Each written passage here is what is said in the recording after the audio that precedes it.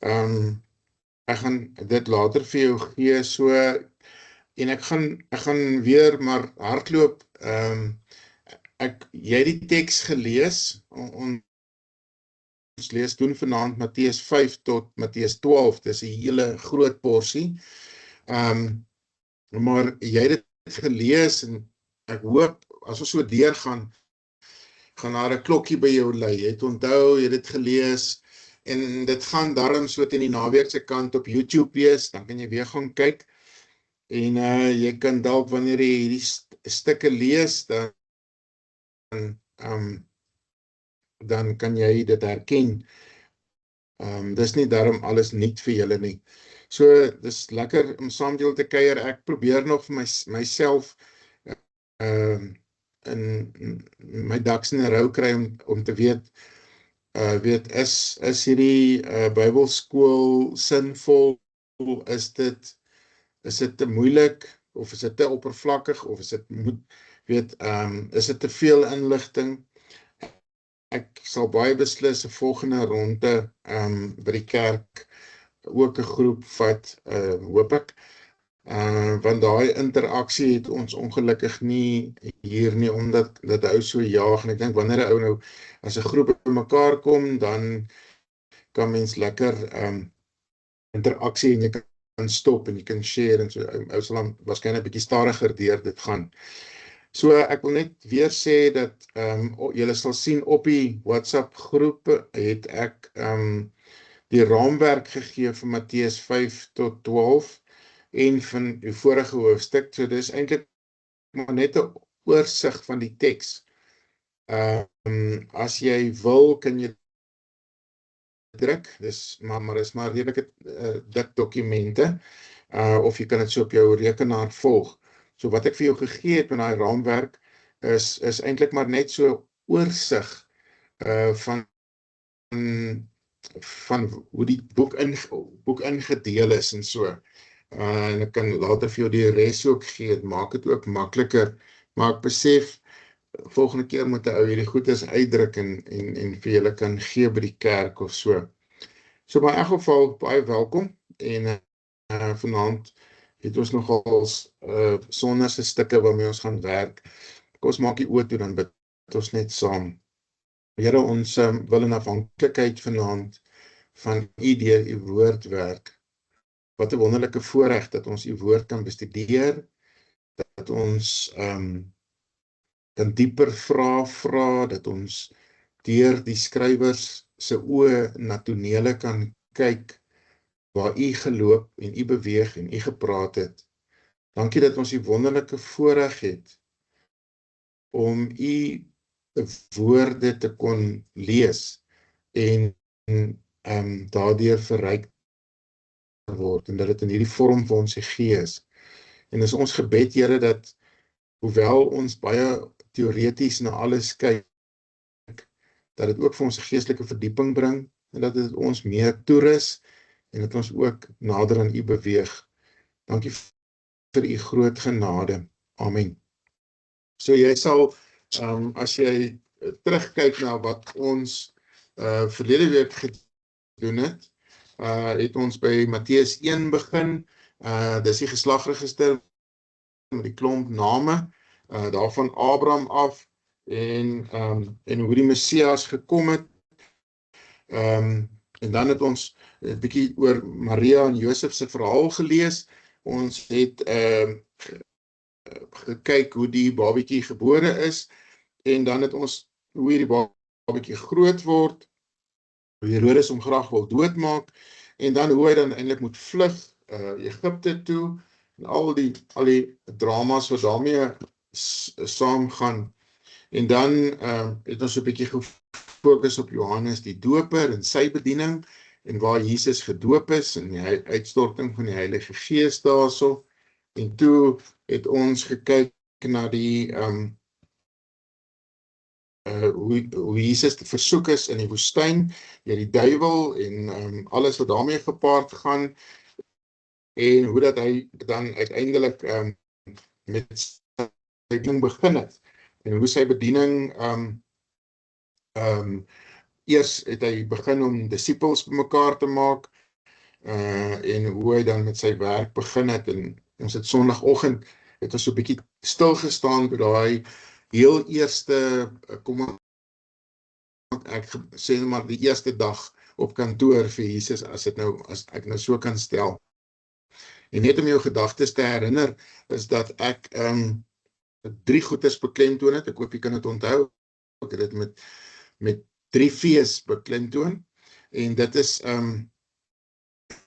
die hele ding van verstaan dat Jesus leer, en as jy nou deur die Matteus verder blaai, dan sien jy dit baie, dat dit 'n komponent is, dat Jesus besig is om te leer, wat ons moet verstaan.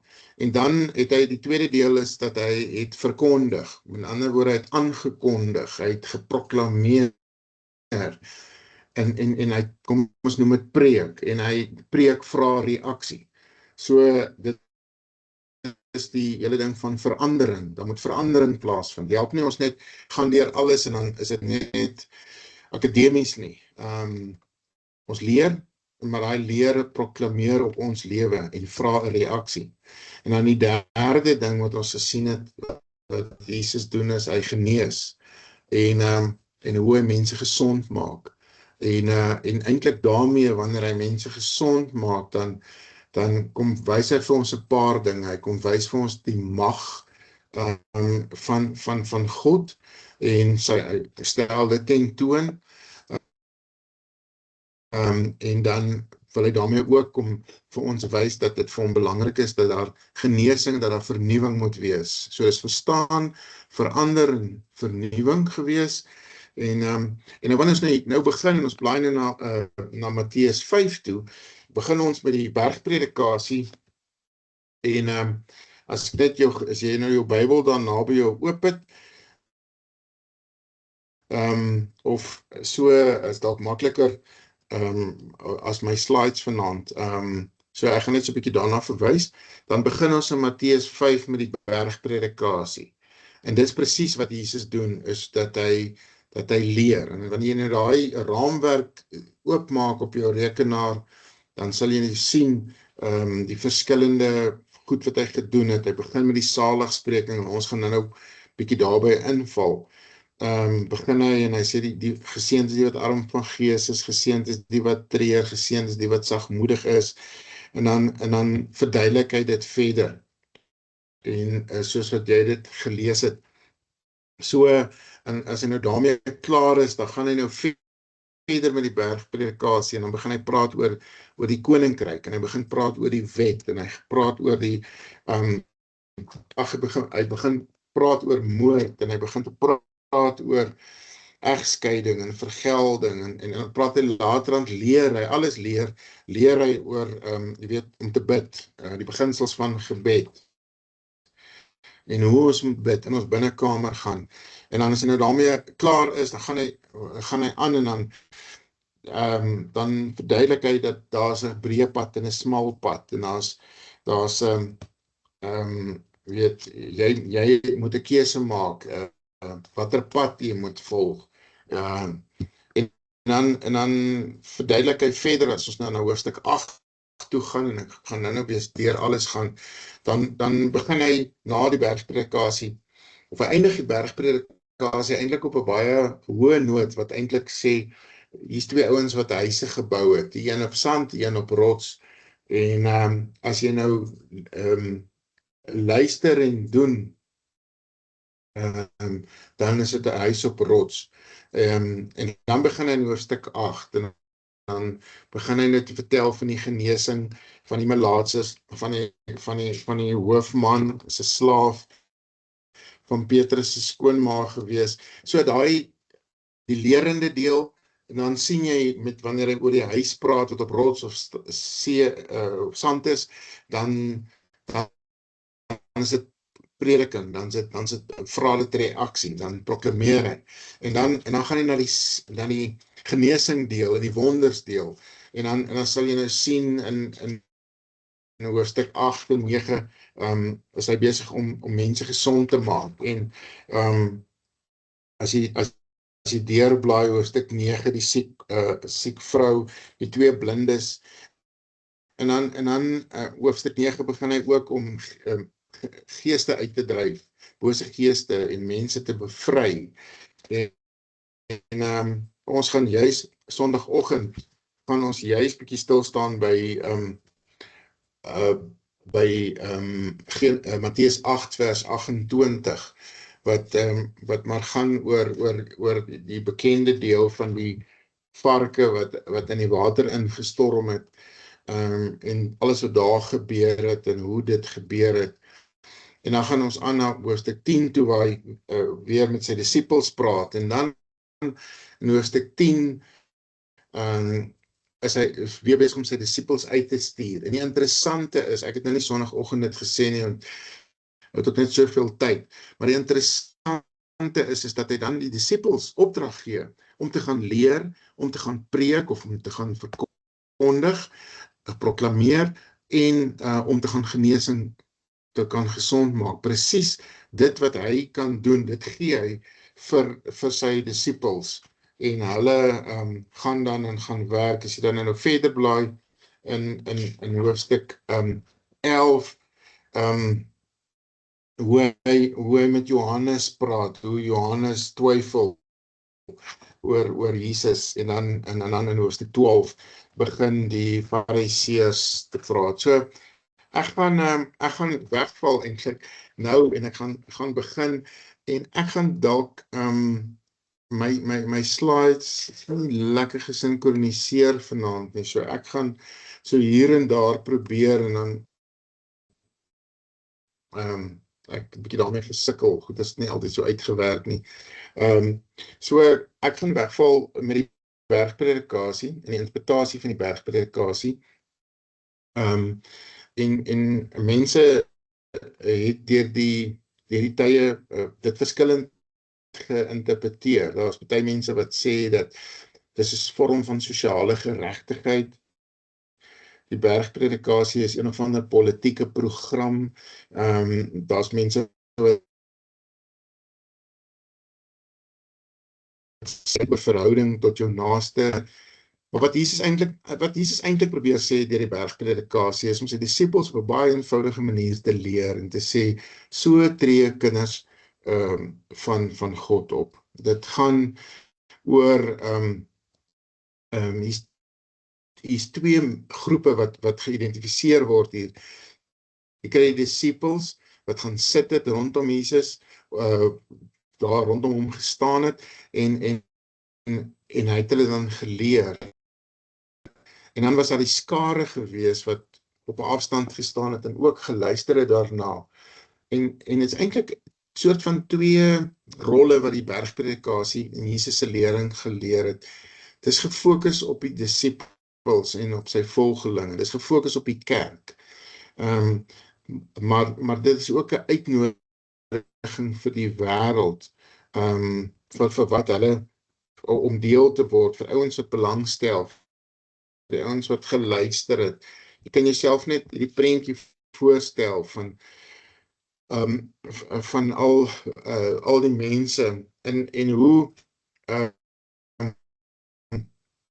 die mense dit probeer verstaan het en hoe hulle hom gekritiseer het en vrae gevra het, en die Fariseërs was geskok geweest, en die Fariseërs het juis in opstand gekom teen Jesus omdat hy beweer dat hy God is. En dit het hulle ontstel dat hy mense gesond maak. En hulle het 'n ding daaroor gehad en gesê, maar dis nie deur God dat hy mense kan gesond maak nie. Dit is deur die duiwel, Beelzebul, dat hy mense gesond maak. En hulle was ook ontsteld oor Jesus se gebruik en verstaan van die Sabbat. En dat hy nie respek het daarvoor nie, en hy sommer net goeders doen. So die konflik tussen hom en die Fariseërs het eintlik baie vroeg al begin, wat hulle eintlik ontsteld is oor hom. So ek gaan wat ek net gou seker maak. In elk geval, ek gaan my slides net vir julle later gee. Ek gaan nie kan volg met my slides nie. So die hele beginsel van wat met die bergpredikasie vir ons gegee word is iets wat innerlik in jou gebeur, moet uiterlik begin te vrug dra.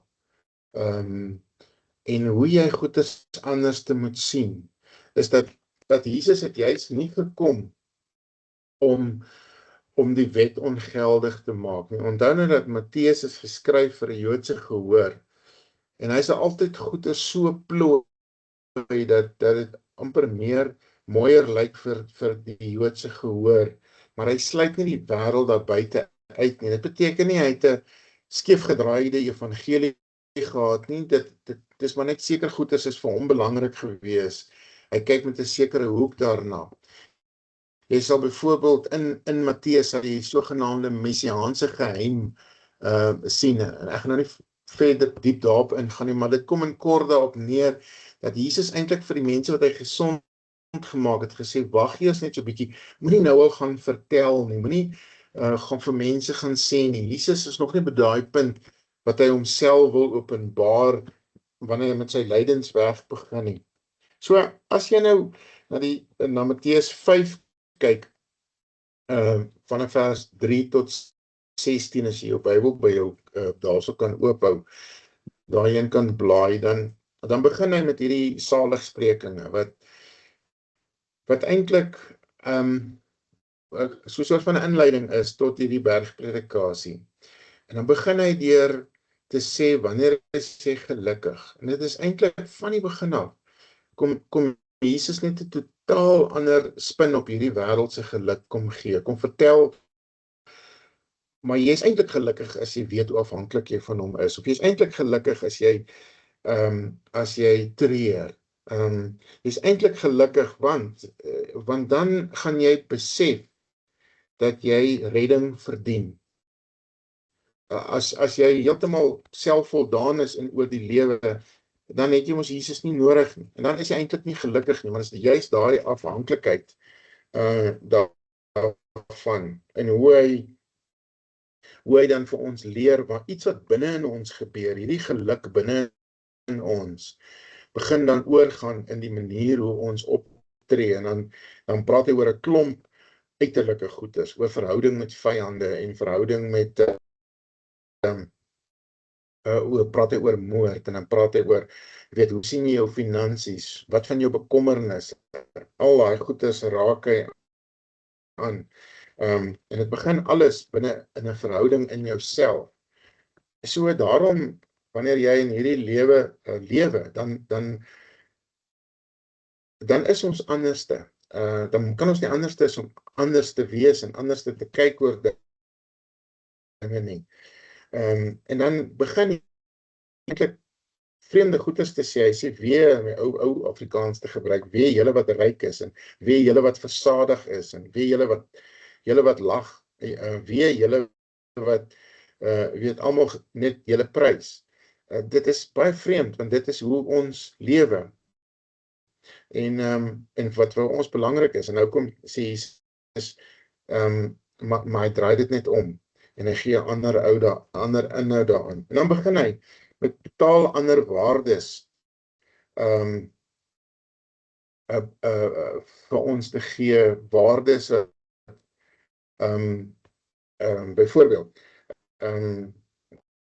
dat die wêreld gaan oor selfversekerdheid, maar Jesus kom gee die waarde van die wat arm van gees is. Die wêreld kom sê, dit gaan oor geluk, en Jesus kom gee die waarde van treur.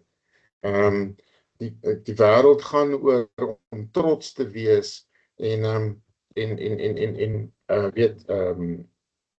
mag te kan hê, en Jesus kom sê, maar die wat sagmoedig is. En so beklemtoon hy net heeltemal 'n ander stel waardes vir ons. Jy kan, as jy jou Bybel by jou oop het, kan jy blaai na Matteus 5 vanaf vers 17. En as jy nou, laat ek net om hier van oor my op kry. As jy begin kyk wat in hoofstuk 5 vanaf vers 17 begin, dan begin Jesus te praat oor die wet en die koninkryk en die wet. En Christus wat nie die wet afskaf nie, begin hy oor die wet te praat, en mens kry amper die idee, wanneer jy dit lees, wanneer Jesus oor die wet praat, dat hy 'n ander siening as wat Paulus oor hierdie goeters het. Paulus het eintlik in 'n sekere sin so 'n bietjie gesê, maar weet jy, ons lewe uit genade, die wet is nie meer van toepassing nie, en Jesus in die bergpredikasie kom sê, nee, ek het nie gekom om die wet ongeldig te maak nie, ek het juist gekom om die wet te vervul, en is dit wat eintlik Jesus kom sê vir ons, is dat al die goed wat oor die wet in die Nuwe Testament, of in die Ou Testament gesê is, en deur die profete gesê is, dat wanneer jy die Here jou God liefhet met jou hele hart en met jou hele siel en verstand en jou naaste, dat jy eintlik, wanneer liefde, en dis dieselfde wat Paulus dan beklemtoon, wanneer liefde in jou lewe is, dan vervul dit al hierdie wette wat klomp reëls was, waaraan jy moes vashou. So, Matteus kom gee die perspektief daarso van anders wat Jesus anders as Paulus dalk op die wet sit. As jy jou Bybel nou oopmaak by Matteus 5 vers 21 tot 48, dan kom praat hy oor die praktiese goedes van moord en woede en hoe ons dit moet vermy. Hy kom praat oor oorspel en begeertes. Hy kom praat oor die wet en hoe ons daai dinge verstaan. En wanneer Jesus oor hierdie praktiese goeders praat, oor ons eet wat ons aflê, of vergelding wat ons so graag maak op wat ons wil, kom sê Jesus, maar daar's 'n ander inhoud hierin. Dit is meer as net wat op die papier staan. Byvoorbeeld moord is 'n ding wat in jou hart gebeur. Dit is nie iets wat jy noodwendig by die polisie aangekla word nie. Dit gebeur lank voor dit al in jou hart. En dieselfde met oorspel. Dit is nie net fisiese verhouding met iemand, maar is iets wat in jou hart plaasvind, in jou gedagtes. En dan gaan Jesus verder oor vergelding praat, en liefde vir die vyand praat. En dan sê hy, hierdie innerlike houding kom uit in ons, of ons innerlike houding kom uit in ons uiterlike gedrag waarmee ons so besig is. En beklemtoon hy hierdie tema van die koninkryk van God, wat sigbaar word. So dit nogal 'n effek op hoe ons kerk sien, né? As jy nou deur hierdie goeders blaai en jy dink, Jesus het geleer, Jesus het gepreek, en Jesus het genees, dan is dit 'n baie groot sin ook, wat is veronderstel om by die kerk te wees? Wat moet die kerk wees? Die kerk moet soort van die vertoonvensters van God wees. Mense kan nie God sien nie, maar mense kan ons sien, en hulle sien dit in ons lewens, hoe ons lewe, en ons word baie gou daarop gekritiseer, as hulle agterkom, maar ons sê een ding en ons lewe 'n ander ding. Maar die kerk is veronderstel om, en kerk en gelowiges, veronderstel om hierdie vertoonvenster te wees, waarin ons hierdie salige gesprekinge leef, en hoe, dit is amper hierdie vreemdheid van ons gedrag, wat anderste is, as wat die natuurlike reaksie is van wat die wêreld sou gehad het. En byvoorbeeld, 'n voorbeeld, jy werk in 'n kantoor, of jy saam met mense wat nie in die Here glo nie, maar hulle vloek verskriklik. Hulle gebruik nie die Here se naam nie, maar hulle vloek verskriklik. En jy spreek hulle aan daaroor, en jy vat hulle vas daarop, dan in 'n sekere sin mors jy eintlik jou asem, want jy verwag van ongelowiges om die gedrag van die bergpredikasie te hê, terwyl hulle dit nie in hulle hart het nie. En wanneer ons hierdie leefstyl, en ek wil graag later in die jaar hoop ek om 'n preekreeks oor die bergpredikasie te maak. Wanneer ons hierdie, ek wil amper sê, vreemde gedrag toon deur nie te vergeld nie, of nie te oordeel nie, of dat mense iets in ons raak sien, en dan wonder ons baie keer, maar is ons nie dan hierdie sagmoediges nie, loop hulle nie oor ons nie, en hoe gaan ons werk kan doen as ons, weet maar net, hierdie oues waarop almal trap, maar dis nie wat Jesus bedoel nie, dis nie wat Jesus leer nie, dis 'n sagtheid wat in jou is, selfs in baie harde omstandighede, selfs al moet jy baie harde dinge doen. So, dis die bergpredikasie. As jy jou Bybel kan blaai na hoofstuk 6 van vers 19 en verder aan, dan begin Jesus, ek sou hier voor my nader trek.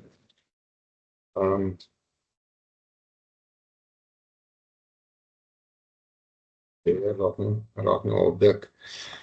Hoofstuk 6 praat Jesus oor die skatte en die onverganklikheid daarvan.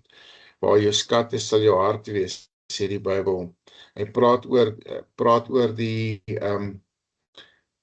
bekommernisse wat ons het, en hy praat van Salomo met al sy pragt, is nie dieselfde as wat 'n veldlelie is nie, en van die voëls van die aarde, en hulle saai nie, maar God sorg vir hulle.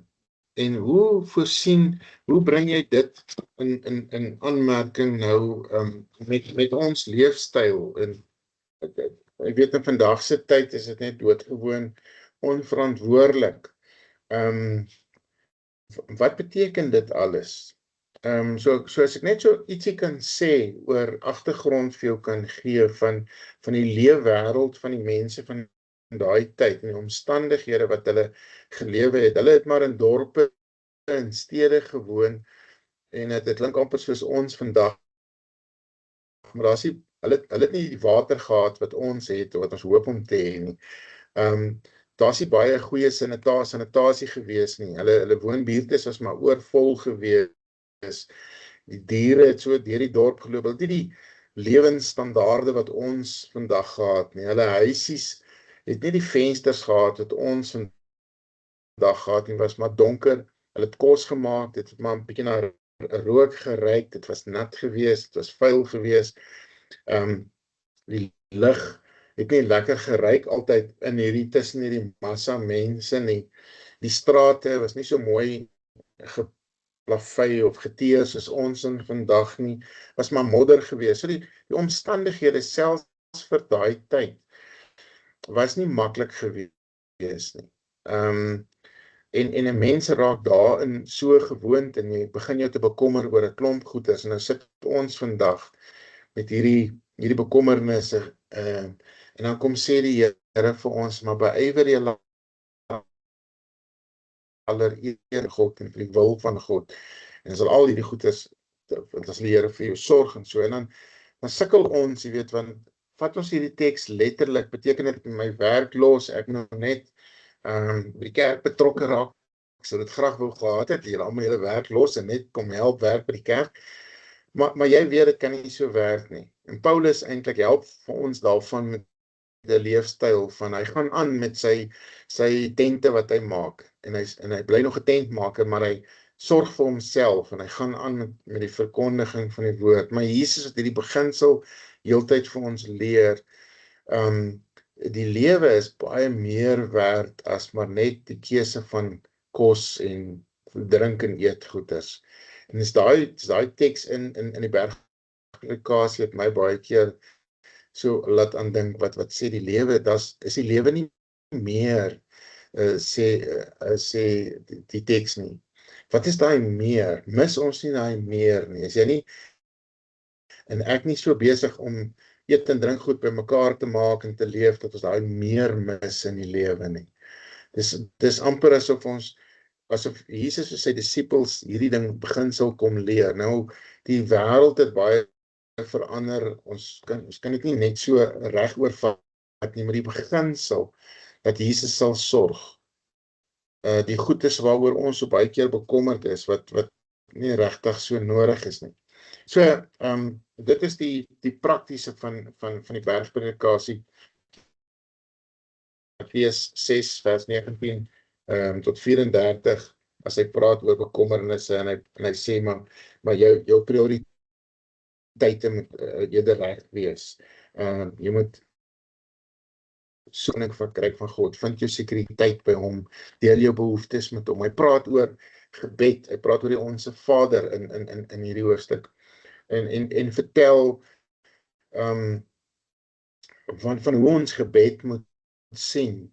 En ou kan nou langer daaroor praat, maar Jesus maak gebed eintlik 'n baie eenvoudige ding. En ons maak dit baie keer baie ingewikkeld. Ons maak hierdie reëls, ons probeer hierdie resept kry. As ek nou net so bid en dit doen en dat doen, dan gaan daar meer sukses is. Ons het hierdie persepsie dat as daar 'n siekte is, dan net meer mense bid. As daar meer is, dan sal ons God se arm draai. Terwyl dit gaan baie meer vir Jesus oor die gesindheid. En ek luister na mense, dan sê hulle, en hulle sê so maklik, weet, jy moet bid, want gebed het krag. Gebed het krag. En dan dink ek, dis nie waar nie. Dit is nie waar nie. Dis God wat krag het. Dis nie die gebed nie. Ons maak van gebed baie keer 'n stokkie waarmee ons swaai en ons nou net hierdie ding bid en dan gaan nou 'n wonderwerk gebeur. Terwyl dit is God, en gebed is net ons manier om by God te smeek, om by God te huil, by God te vertel wat in ons hart aangaan, vir ons hart oop te maak vir die Here. Maar gebed leer die Here vir ons met die Onse Vader, weet ook dat dit gaan ook oor sy naam, dit gaan ook oor sy eer, oor sy koninkryk. En hy gee vir ons so mooi balans daarin, dat dit ook is, ons kan ook met ons behoeftes na hom te kom. So Jesus leer vir sy disippels, wanneer hy die bergpredikasie oor gebed praat, dan sê hy, weet, gaan na jou binnekamer toe. Dis 'n saak tussen jou en die Here. Hy wat verborge is, sal vir jou gee. En daai diep verhouding. En dit beteken nie dat dit verkeerd is om in die openbaar te bid maar hierdie spesiale diep verhouding is eintlik net 'n gebed is net die gesprek tussen ons en God en die luister na God. So, ek hoop toe jy deur dit gelees het, het dit vir jou baie beteken. As ek nou kan aangaan na hoofstuk 7 toe. Hoofstuk 7, as jy in jou Bybel sal kyk, handel oor Jesus se vermaanings vir die mense wat gered is, en hy beklemtoon eintlik wat 'n groot verantwoordelikheid dit is. En dis dan wanneer hy begin praat oor die breë weg en die smal weg. Dan jy praat van die skape en die bokke en hoe hulle geskei word. Hy praat oor die ware disippels en die valse disippels. Hy beklemtoon hierdie beginsel van die goeie boom wat goeie vrugte dra, en as hy slegte vrugte dra, dan gaan hy afgekap word. Hy gebruik hierdie beeld van die bouer in sy huis, wat ek net nou al oor aangeraak het. So hy praat van die praktiese implikasie, en dan praat hy oor die sogenaamde goue reël in Matteus 7 vers 12, van doen aan ander soos wat jy in jouself gedoen word, daai beginsel wat so sterk lê, en dan gee vir ons hierdie waardes in Matteus 7, die waarde van liefde, om vers 43 tot 47 hoofstuk 5, die waarde van barmhartigheid, die waarde van vergifnis, die waarde van getrouheid. Probeer hy hierdie waardes vir sy disippels leer en sê, julle volg my nou, dit is hoe ek die koninkryk sien, en dis soos die koninkryk is. Jy kan jou Bybel oopmaak en blaai na hoofstuk 7 vanaf vers 13 tot 29, waar hy dan nou hierdie afsluiting gee en wat hy begin praat oor of jy weet, die huis op rots en die huis op sand en die implikasie daarvan en dit gaan uit en uit op alles wat ek nou geleer het, gaan doen dit nou. Gaan bring, daar moet verandering wees. Jy kan nie dieselfde wees nie. En so asof Jesus met hierdie baie eenvoudige beeld van die huis op rots en sand kom sê, jy weet, as dinge goed gaan, dan lyk alles baie mooi. Dan staan hierdie huis op die sand. Maar dis asof Jesus sê, daar gaan winde kom, daar gaan reën kom, daar gaan storms kom. En dan gaan daai huis nie kan staan nie. En is asof Jesus met daai beeld vir ons kom vertel, dat is nie net 'n voorspoedsteologie nie. Jou huis kan dalk nou op rots wees, maar hy gaan nog steeds blootgestel word aan reënweer en stormweer. En hoe jy dan staande gaan bly. So as jy so 'n bietjie verder blaai, hoe die wat na bergpredikasie begin het, hoofstuk 8 van vers 1, dan begin die Here met te praat met die Fariseërs, en dan begin die gesprekke wat met die Fariseërs begin plaasvind, en die genesings wat plaasvind, en hoe mense na hom toe kom, en hoe Jesus dan vir hulle praat oor die gesag wat hy het. Mense het byvoorbeeld gesê, na hy met die bergpredikasie klaar was, sê kyk die mense om verbaas aan, en sê hulle, maar waar kom hy en al die goed, dis nie soos wat hulle gewoond is nie. En is asof, wanneer jy na hom luister, en hoe hy praat, dat is asof jy met die Godheid self te doen kry. Dis nie deur mense geskryf nie. Dit is anders as hierdie wêreld, heeltemal anders. Hy sal byvoorbeeld sê, moenie bang wees vir mense wat jou fisies kan doodmaak nie, maar wees bang vir die wat jou siel kan doodmaak. Dis asof God net 'n weier, of Jesus net 'n weier perspektief vir ons gee, wanneer ons sy woord lees. So sy gesag in hierdie gedeelte kom so goed na vore in die manier hoe hy praat en wat hy sê, maar sy gesag kom ook oor as hy mense gesond maak, dat hy selfs die mag om die storm stil te maak. Dis een van 3 wonderwerke wat plaasgevind het, waarby ek Sondag, wat dan aansluit by die verhaal van die varke wat dan in die water ingejaag is. En hoe verstom die mense was, wat sê, hoe sy disippels so saam met hom in die boot is, en dan sê hy vir die natuur, sê hy vir die wind, en gaan lê, weet hy, stop dit. Of hy vat hierdie 2 mense wat tussen die grafte gewoon het in Matteus 8 van vers 28. En mense is bang vir hulle, want hulle val die ouens daar hulle loop draaie om daai gedeelte by Gadara. En dan kom Jesus en dan dryf hy die bose uit. En dan uiteindelik gaan al die varke, dis die Matteus, Markus en Lukas vertel daai verhaal, en eintlik gee Markus en Lukas 'n bietjie meer detail daarvan.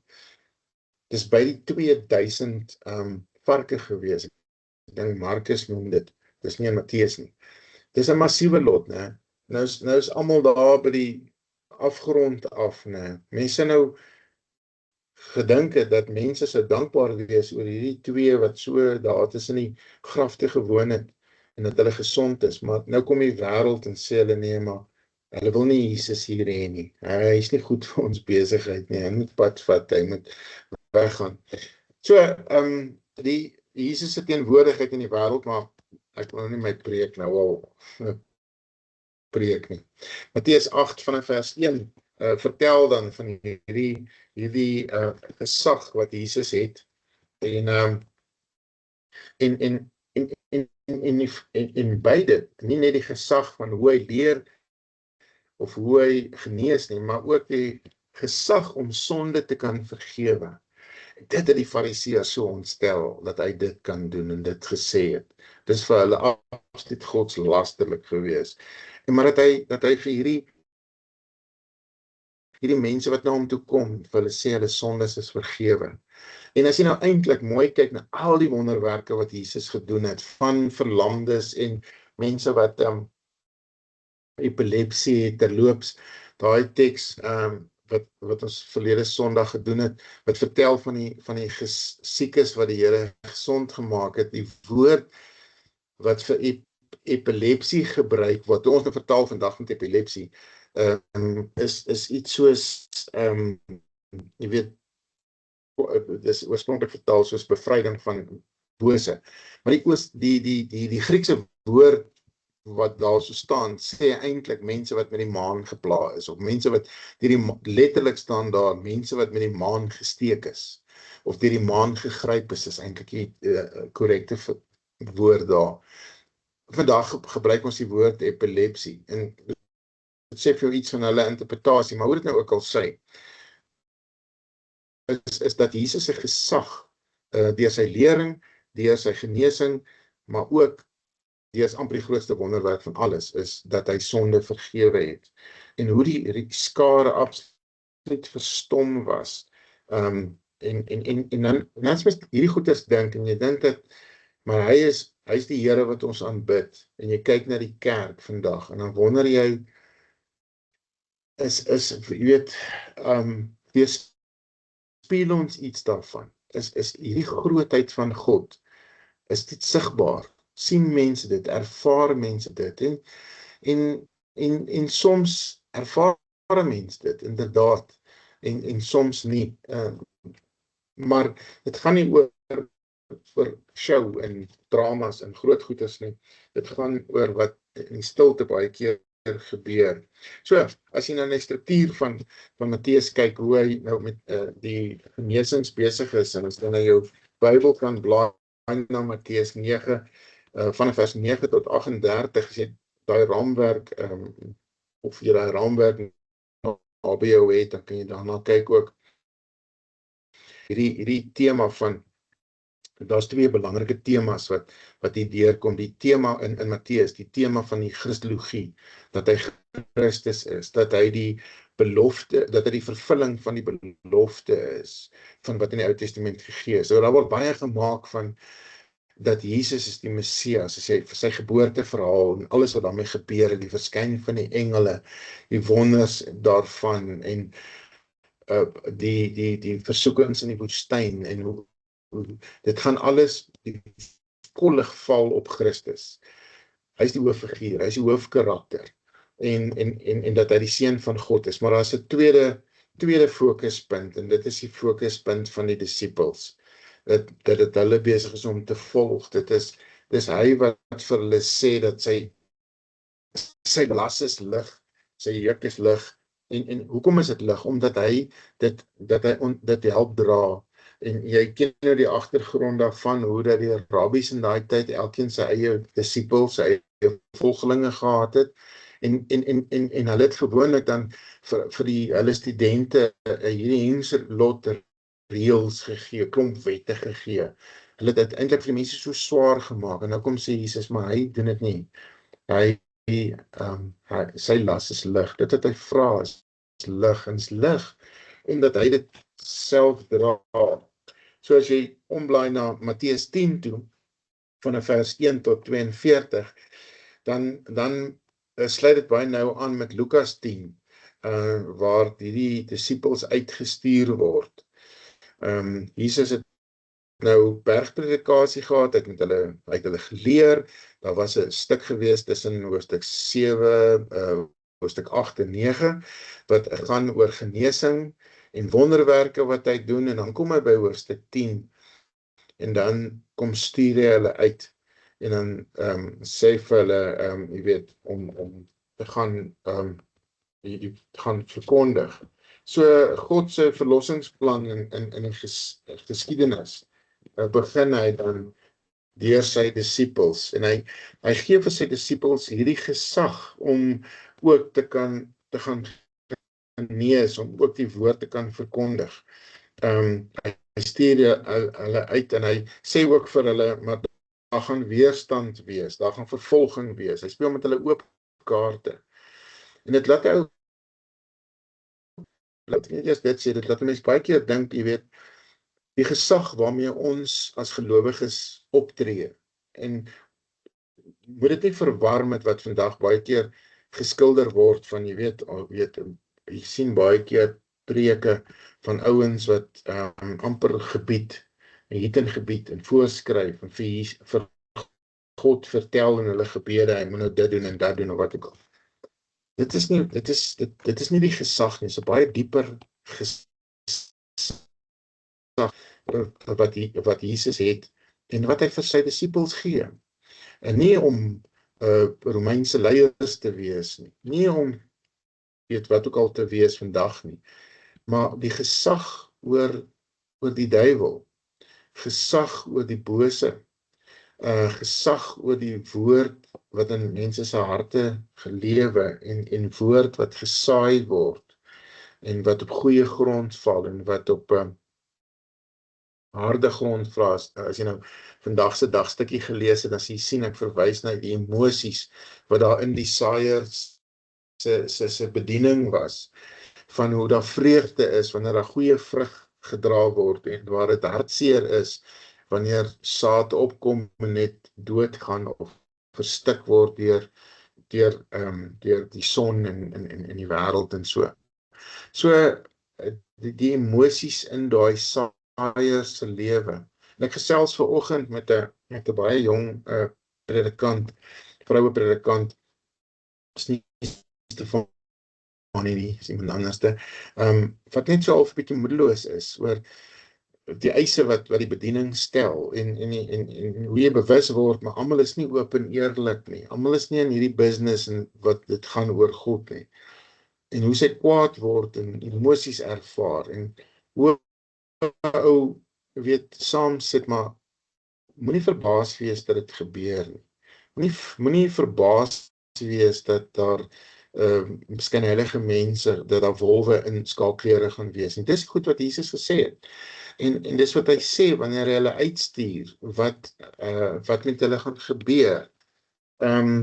So, ek maak amper klaar. So Jesus deel sy gesag, hy deel die boodskap met sy volgelinge, hy deel sy opdrag, die sending, hy deel sy aktiwiteite, hy deel ook sy leiding met sy volgelinge. Ek deel aan hierdie leiding. En ons moet dit nie verwar met die swaar kry in hierdie lewe, en petrolprys wat opgaan, en weet al die goeders nie. Dit is, wanneer die Bybel oor leiding praat, dan praat hy spesifiek omdat jy lei, omdat jy 'n volgeling van die Here is. En jy sou het gelees in hierdie vooraf gedeelte, hoe Jesus eintlik kom sê, ek het nie gekom om vrede te bring nie. Ek het gekom om die swaard te bring. Ek het gekom om tweespalk te bring. En dan begin jy al meer en meer bewus te word, maar hierdie wêreld is nie ons is nie tuis in hierdie wêreld nie. Nou, jy moet baie versigtig wees. Jy moet nou nie 'n eilspielse storie probeer wees en jou eie leiding oor jouself bring en dan verwar dit en sê nee, maar almal is teen my, want jy weet, ek is 'n kind van die Here, terwyl jy eintlik maar bietjie stupid optree. Jy moet dit mooi kan verstaan. So, dit is die perspektiewe wat Jesus en sy disippels leer in hierdie vervolging, is dat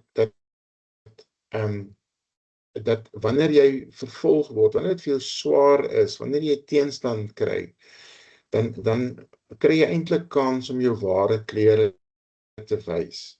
Dan ervaar jy soms baie keer verwerping en vervreemding en haat, ervaar jy selfs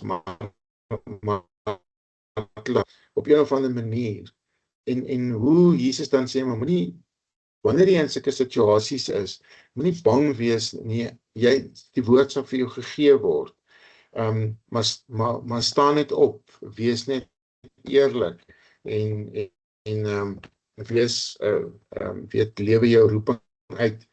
En dan as ons na Matteus 11 kyk, en 'n bietjie verder gaan, Matteus 11 vanaf vers 1 tot 30, dan praat Jesus meer oor hierdie konflik, hierdie sentrale temas wat hier inkom in hoofstuk 11 is die tema van hoe groot voorreg dit is, hoe groot genade dit is, dat ek en jy, dat ons kinders van die Here is, en het kan sê, en wat het ons gedoen, dat ons hierdie voorreg het, jy is waarskynlik in 'n gesin, of familie, waar jou broer of suster, of wie ook al nie kinders van die Here is nie, maar hoekom sal jy nou op 'n donderdag aand nou Jesus sit en gesels oor die woord, want jy besef daar's so groot genade aan jou getoon, dat jy hierdie lering van Jesus, dat jy kon reageer, en jy het nie reageer op sy uitnodiging, omdat jy is, jy het gereageer, omdat die Heilige Gees dit in jou hart geleë, die begeerte by jou geskep het. En dis die tweede tema wat nou dan in Matteus 11 vers 1 tot 30 voorkom. Moenie bekom, ek gaan sal hierdie dokument vir jou op in die groep sit, dan kan jy dit rustig later deurlees. Die tweede tema wat uitkom is verantwoordelikheid. Saam met hierdie voorreg kom verantwoordelikheid. Ek is nie 'n eindpunt van die evangelie nie, ek is 'n deurgang vir die evangelie, sodat dit verder kan gaan. En die voorreg wat ek en jy het, is om Jesus se werke te kan sien. En partykeer soek ons dit in hierdie groot spectacular goed is, en hierdie groot genesings, en groot wonderwerke, maar partykeer is jy soos Habakuk, jy sien dit amper in die niks, en die feit dat daar niks is, en dat tog in jou hart nog, jy weet, hierdie rustigheid, dat die Here sal sorg, dat die Here sal vir my help, en as jy terugkyk oor jou lewe, dan sal jy sien, maar die Here het my gehelp, hierdie voorreg om die werke van God te kan sien, wat 'n wonderlike voorreg, as jy jouself gee, en Linda, hulle kan dit daarso vertel, van Grief Share, en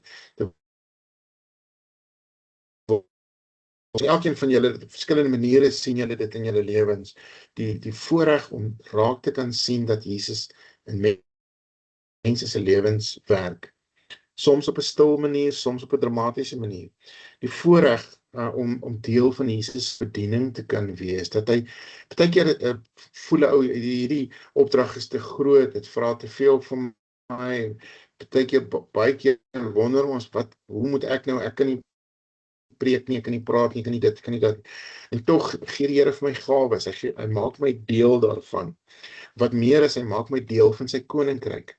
Ek sal nooit vergeet nie, ek het veral my matriekjaar, my standaard 9 matriekjaar, ek vinnig sê, ek is so in my standaard 7 jaar, of wat is dit, graad 9 jaar, tot bekering gekom, en toe, met 'n klomp goede wat gebeur het, maar, en toe, om toe nou, as 'n nuwe kind van die Here, wil ek amper sê, in die skool te wees, en skielik kry jy nuwe vriende, gaan soek jy nuwe vriende op, die ouens, wat die Woensdag bid hier bygewoon het, dit was my eerste ding om by hulle uit te kom, jy gaan soek eintlik daai gelowiges op, dit is so wonderlik, ons is so bevoorreg, as jy in 'n nuwe stad intrek, of jy gaan waarheen ook al, daar is 'n gemeente, daar is 'n kerk, daar is gelowiges, oor hierdie aarde, op watter taal, of watter land dit ook al mag wees, so ek word opgeneem in God se koninkryk, om daar aanvaar te word, om tuis te wees, die voorreg om die openbaring van die Vader en die Seun te kan hê en die werking van die Heilige Gees. En hierdie, wanneer jy die Ou Testament lees, hierdie vervulling van alles wat plaasgevind het in Jesus se lewe, en nou moet ek vinnig spring, want ek het 3 minute tyd hoor. Jy nou hoofstuk 12 toe gaan, en jy gaan lees hoofstuk 12 deur vers 1 tot 50, so dis nogal lang stukke, soos ek in die dagstukkie gesê het, jy moet maar jou sitplekgordel vasmaak, en jy moet maar gaan sit en lees, partykeer moet jy vir naweek tyd ergens inruim, om bietjie alleen te gaan sit, en net deur dit te lees, en deur dit net te lees, sommer net die groter storie te sien, en sien hoe Jesus hierdie goeders interpreteer, en hoe hy die bediening van hom voortsit, en hoe hy reaksie kry van die Fariseërs, en hoe hulle in opstand kom, en hoe die konflik begin bou. So, ek is jammer dat vanaand se slides nie so lekker realiseer het nie. Hulle is hier, maar hulle synkroniseer nie lekker met my teks nie. So baie dankie dat jy vanaand deel gewees het. Ek gaan nou afsluit. Jy kan gerus kyk op die groep materiaal, of in die WhatsApp groep. Daar sal ek hierdie teks en slides en goede vir jou gee, en die selgroep materiaal is ook daar so beskikbaar. So dankie dat jy getrou is, dat jy byhou, en mag jy die seën van die Here ervaar. Kom ons sê net dankie. Here, dankie vir u genade, dankie dat ons bevoorreg is om daar op die berg te kan sit saam, en te kan luister na wanneer u praat, en wat u leer.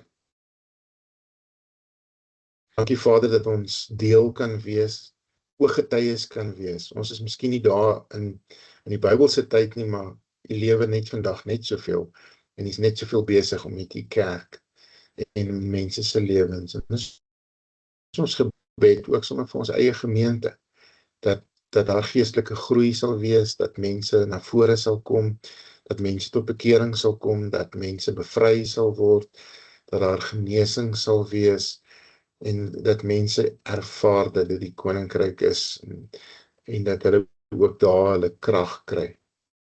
Dankie Here vir u goedheid en u genade. Amen. Sterkte vir jou week. Ons gesels weer volgende week.